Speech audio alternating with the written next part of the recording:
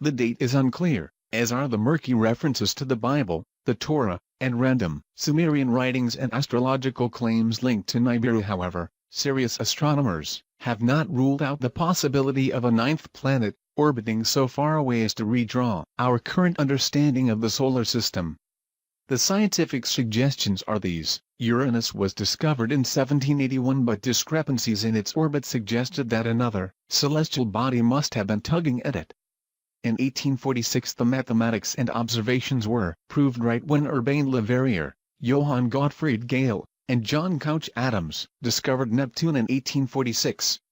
If there is nothing to perturb them, the nodes of these extreme trans-Neptunian objects should be uniformly distributed, as there is nothing for them to avoid. But if there are one or more perturbers, two situations may arise. Carlos de la Fuente Marcos, author. Using the same principle, some astronomers now think there may be another similar Neptune-sized planet orbiting the Sun once every 15,000 years.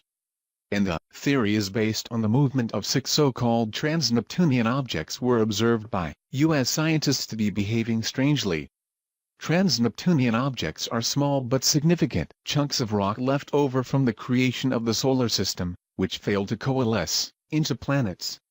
But researchers at the famous California Institute of Technology noticed a handful of these space rocks were not where mathematics would put them, and concluded that a massive undiscovered planet's gravitational pull might be warping their orbit slightly. Their claims rocked both the scientific establishment and the Internet conspiracy theorists, adding genuine astronomical credibility to what had thus far been a slightly bonkers claim for Nibiru or Planet X.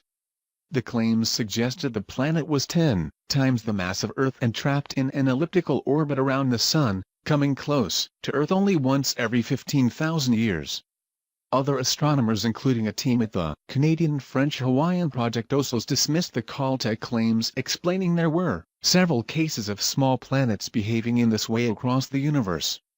But a Spanish team operating out of the Complutense University of Madrid countermanded the French using a new hyper-accurate astronomical technique examining extreme trans-Neptunian objects, n.w.o.